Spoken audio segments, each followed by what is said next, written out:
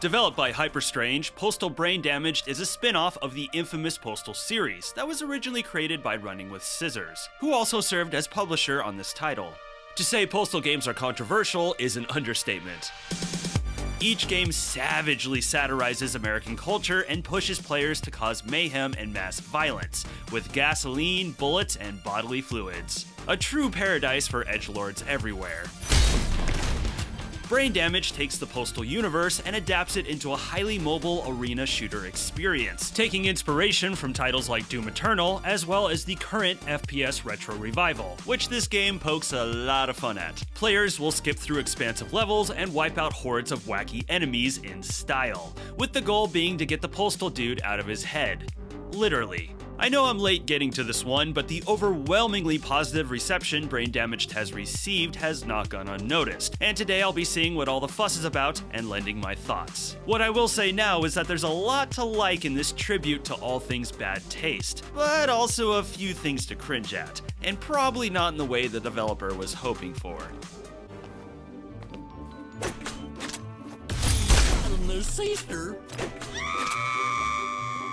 In Brain Damaged, we once again step into the boots of the red-headed maniac we know as the Postal Dude, who is taking a break from his everyday ultra-violence to tune into an Uwe Boll marathon, which alone should tell you how mentally unwell he is. Suddenly, the dude is overcome with the sleepies and finds himself trapped within his dreams. His twisted dreams.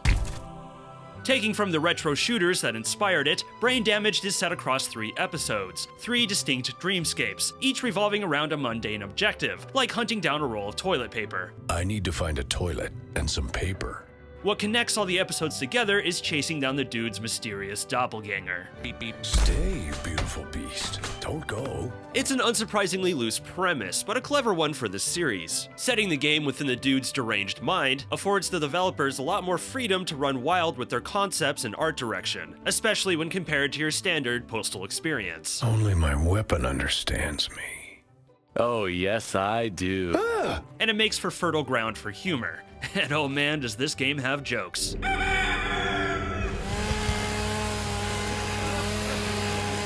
Right off the bat, a big thing this spin-off nails is the series' signature controversial humor. Postal Brain Damaged makes fun of everything and everyone, and strives to be as offensive as possible. Both ends of the political spectrum are roasted, along with many aspects of nerd culture, and there are lots of over-the-top jokes on current events. In fact, I was a little taken aback by how topical this game was. And rounding it all out is a ridiculous amount of sex and bathroom humor, with all private parts and bodily fluids proudly represented. Only a Postal game would require me to double check my footage and make sure I'm not getting too many dicks and butts in the edit. If you are someone who is easily upset by provocative humor, then you should stay very far from this title. I, however, am a comedy lover, and if a joke makes me laugh, then it makes me laugh. And this game made me laugh. The jokes I dug the most were the ones aimed at the games industry, many of which are savage, with a lot of shoutouts and teasing of the FPS retro revival. Now, was that pronounced Gib or Jib? I'm not gonna lie, there were a few jokes in there I didn't love, some outdated stereotypes that would have hit hard about 15 years ago, but now are kind of eye-rolling. But majority of this game, I was giggling like an 11-year-old watching Super Troopers for the first time. Candy bars. If you love crass, immature, bad taste humor, then you're gonna eat this up. It's a nightmare for you. Next to the humor, the other thing this game kills at is its mechanics and game feel. Can't make an omelet, eh?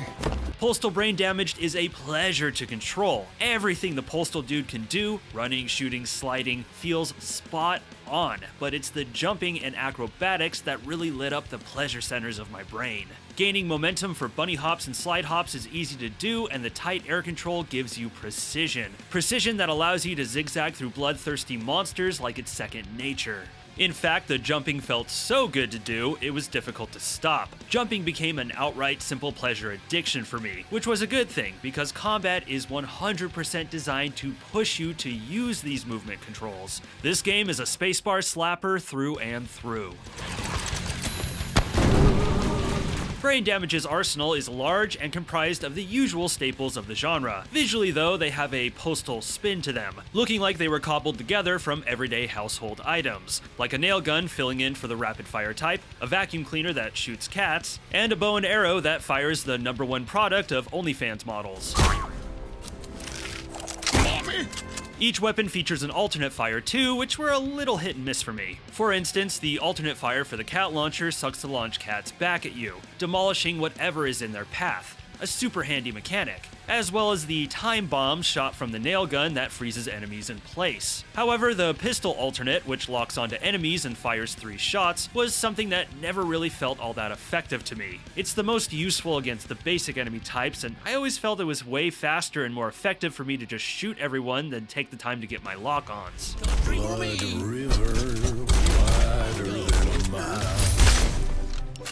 The center of the arsenal for me was the Super Hooker Shotgun, which is pretty much the Doom Eternal shotgun, but made from empty pop cans. Yes, I say pop, not soda. Shout out to regional differences. Like the Eternal Super Shotty, this one is a quick punch of twin barrel brutality.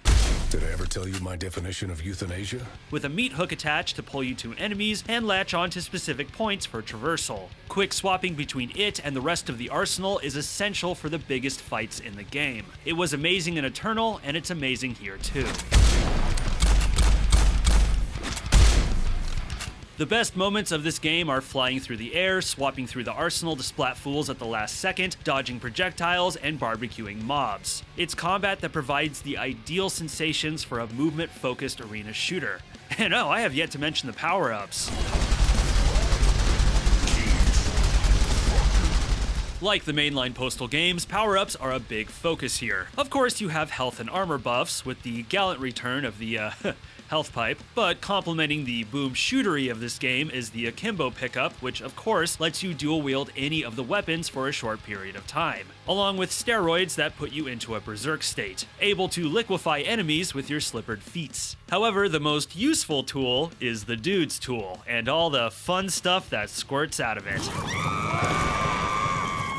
Just like in other Postal games, at any point the Dude can whip out his cock-a-doodle-doo and, well, water the flowers. Twirling your golden shower about the air by itself is a lot of fun, and I sure had a ball watching the delightful physics of my stream. But next to its simple fun, it's actually a valuable mechanic for combat. A normal Lemonade stream can briefly stun enemies, and is often needed for switch, or rather fill puzzles that kept cracking me up because they got more and more elaborate. Your aim will be tested. But what's awesome is that there are pickups that can augment your bladder juice. Hot sauce turns your fire hose into a literal fire hose, able to set enemies ablaze, a sensation I imagine the Dude is very familiar with. Nitroglycerin chills your stream, allowing you to freeze and shatter enemies, and Purple Whiz from drinking moonshine confuses enemies and makes them turn on each other, which is not only useful, but hilarious. Indeed, of all your abilities in this game, the P-Stream is #1.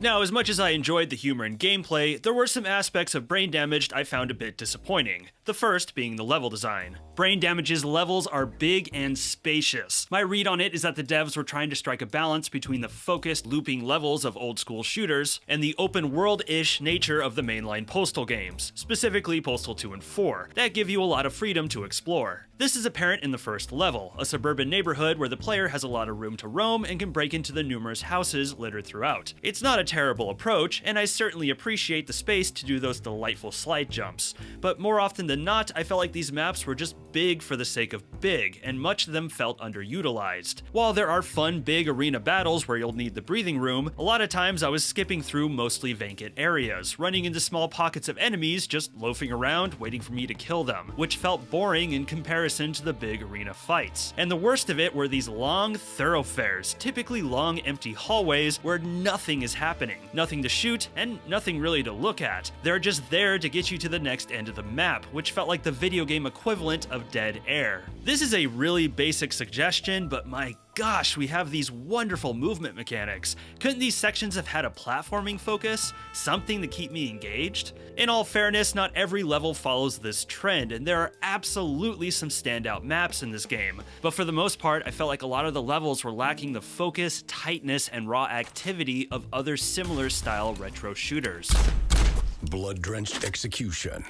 Difficulty also felt uneven to me in parts. Brain Damaged is a solid challenge with a huge variety of enemy types to test the player, which is awesome, but smack in the middle of the game is a hell of a difficulty spike, consisting of 2 large arena fights that I found incredibly frustrating on my initial playthrough. The first is a multi-level battle where you have to fill up 4 receptacles to continue. Until you do, enemies continuously spawn in. My first issue here is that the enemies include several spawner types, being enemies that can spawn more enemies, like the clown elementals here, as well as an enemy that can resurrect dead ones. So this fight can get real overcrowded real fast, and it's tough to keep the herd quelled due to the fact that you only have a small portion of your arsenal to work with. Okay, so that means we just have to fill the receptacles fast, right? Well, what sucks here is that the receptacles need a continuous stream to fill up. They empty if broken, and to fill them means turning your back to the center of the arena, turning your back to your enemies, which of course leaves you vulnerable.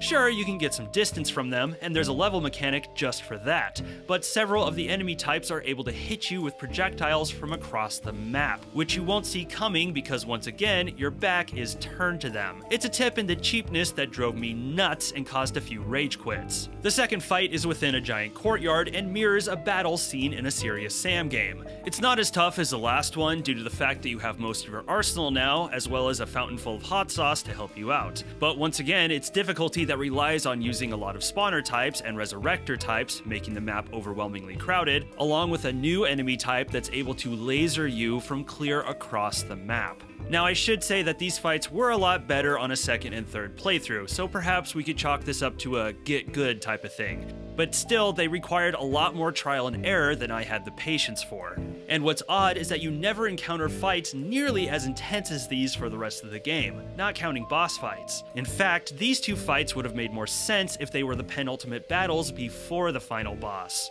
My other gripe is with the presentation, which is strong for the most part. While I wouldn't call the Postal series realistic looking, most games in the franchise lean more in that direction. Brain Damaged, however, takes an animated approach, like Postal meets Ren and Stimpy, with some retro rendering to garnish. The best looking levels are vivid and colorful, with abstract, warped geometry. It's a refreshing take that beautifully lends itself to the trapped in a dream world concept. Enemy designs are the highlight. Enemies are disgustingly creative, surreal, disturbing, and dripping with brutal satire, looking like the twisted visions of a deranged psychopath, which, yeah, tracks. Some I'm a little nervous to show as they can be fairly graphic, and I am poking the algorithm a lot more than usual here, but I do encourage all who play this to check out the bestiary as they progress to get a close look at them. On the technical side, the game ran smooth as silk, with the only blemishes being some pop-in and the occasional enemy going into a T-pose, but it was nothing that harmed the experience. I also want to quickly shout out the audio here, which I found no issue with. The music has a ton of variety, with each map featuring a distinct track that complements it perfectly. Sound effects are good and beefy, and Corey Cruz's calm yet devilish delivery of the dude's lines are worth some giggles. That didn't turn out so well for you now, did it? I can honestly say this is my favorite looking game of the series, and I don't think it would be the worst thing in the world if future games emulated this style. But as much as I enjoyed the look, I unfortunately found Brain Damage to be inconsistent in its visual style. Some levels display a lot of imagination and creativity, and others look shockingly basic. The first level is easily my favorite looking, a surreal vision of suburbia with streets and cul-de-sacs spiraling into the air, with skewed, technicolor houses sprinkled throughout. It gave me the impression that the rest of the game's levels would also be wild and surreal, and that's true in the later sanatorium maps, which take the zaniness to the next level. But the US border and prison maps that follow suburbia I felt were underwhelming and bland. Sure, the initial beach section had some wild visuals, but past that the maps were missing the eccentric geometry and vibrance that made suburbia so cool, with some stretches that frankly looked rushed, drab, and weirdly simplistic. Later maps taking place in a convention center were better looking but brought a similar disappointment in parts. I suppose what bummed me out is that you have some of the most inspired visuals of the series contrasted with some of the least inspired. Once again, this is a game that takes place in the Postal Dude's mind. There's a lot of possibility there. The enemy designs roll with that to great lengths, but the levels themselves don't take advantage of this concept as much as they could.